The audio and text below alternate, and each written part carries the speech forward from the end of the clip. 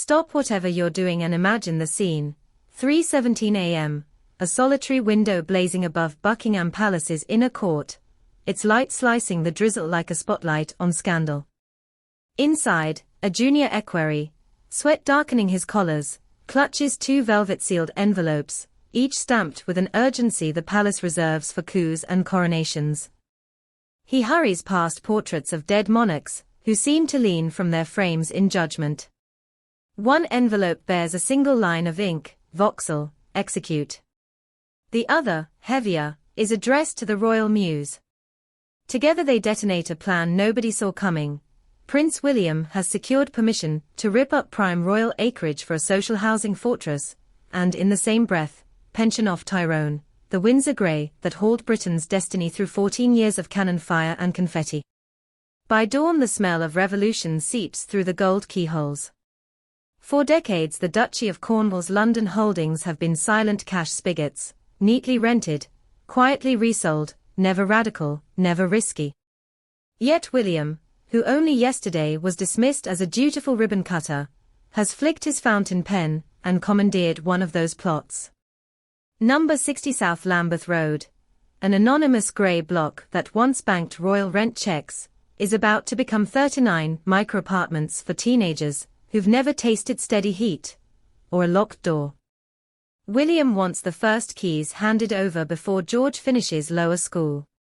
He insists every flat come with a mental health counselor, a laptop, and a line item in the Crown estate accounts that reads profit foregone, future secured. The counsellors of Lambeth expected velvet persuasion, instead they got shock therapy. William arrived unannounced, no aiguillettes, no press, slid into a back row and listened as ex-runaways described sleeping under the Hungerford Bridge while tourist boats shimmered by.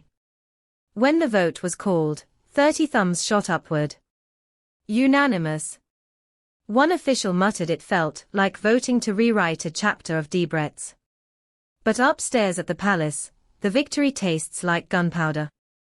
Because less than 12 hours after William's groundbreaker, comes the communiqué that Tyrone, the 18-hand silver sentinel, who has drawn the gold state coach for a quarter of a monarch's lifetime, is finished. No rehearsal replacement. No second-string stallion ready for state duty. The palace stable boys, grown men who've slept on straw pallets beside that horse through Jubilee thunderstorms, stand stunned while a horsebox idles at the gate. They whisper that retiring Tyrone now, without fanfare, on the very weekend William hijacks the duchy, can't be coincidence. One symbol of gilded ceremony removed, another symbol of gritty reform erected.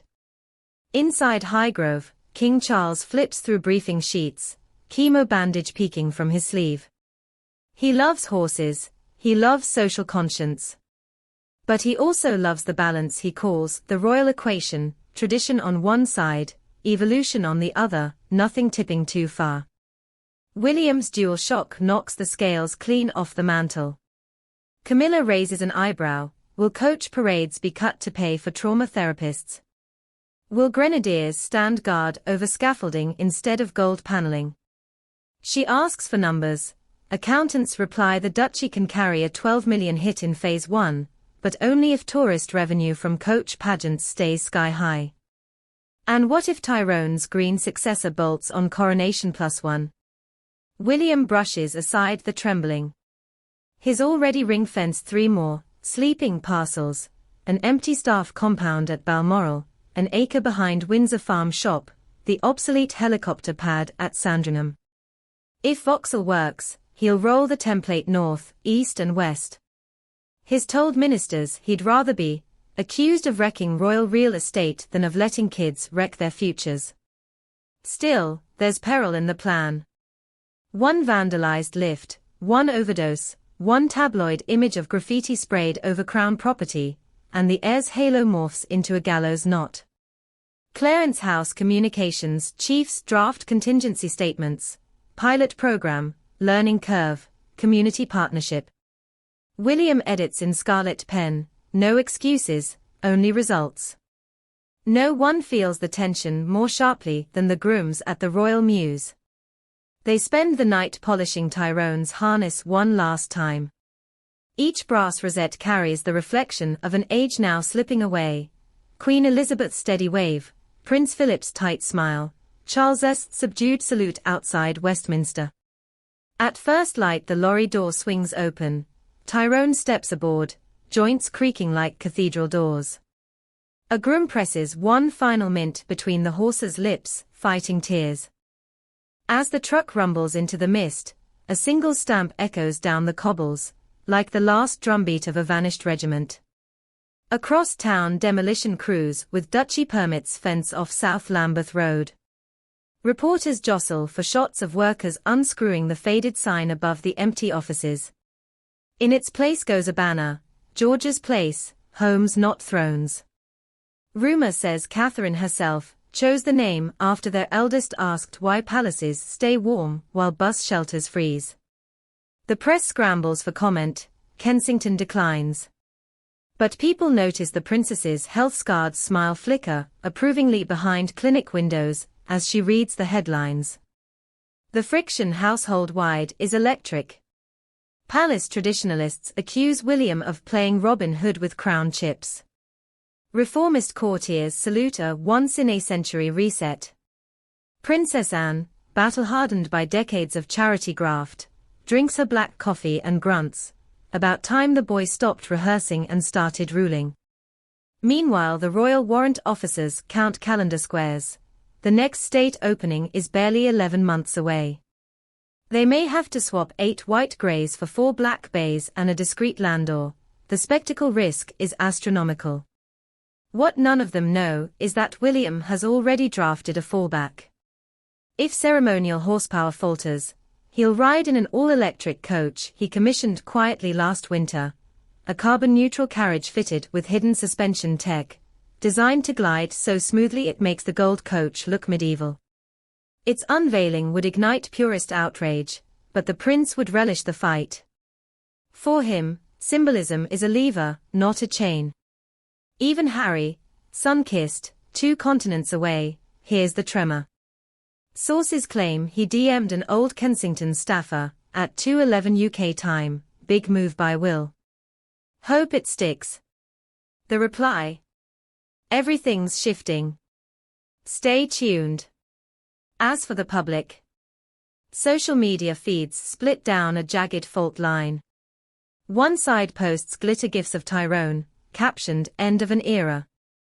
The other shares artists' renders of the new flats, captioned "Beginning of Hope." Algorithms can't decide which story draws more clicks, so they serve both, allowing the nation to mourn a horse at breakfast and cheer a housing project by lunch. Tonight, after the last reporter packs away the telephoto lens, William walks alone along Kensington Palace Gardens. In the distance the gold coach barn stands hollow, echoing. He pulls out his phone and zooms until the empty store fills the frame. Then he pivots south, capturing the needle-bright cranes already swinging over Lambeth. 2 images, past and future. He overlays them in a photo app and types one line. A crown earns tomorrow by releasing yesterday. He presses send to no one, just saves it. A private manifesto for a reign not yet begun, and already on a knife edge. Will the gamble pay off? Will homeless youth thrive where boardrooms once brooded? Will the monarchy's rhythm survive without Tyrone's iron-shod heartbeat? The answers are galloping toward us, hooves drumming beneath the roar of wrecking machinery. And if they clash, skyscraper crane versus state coach, the collision will define the House of Windsor for a generation. So keep your eyes on Lambeth's rising walls and Windsor's empty stall, dear reader. One prince just knocked loose the keystone of pageantry in order to lay the foundation stone of social justice. Either the structure holds, or the whole edifice shakes. We'll be there when the first brick drops, or the first crack splinters, bringing you every whispered doubt and every shuddering triumph. Likely, we'll witness both. The only thing certain is that the dynasty, much like Tyrone stepping into that trailer, has already left the stable, and the gates behind it may never close the same way again.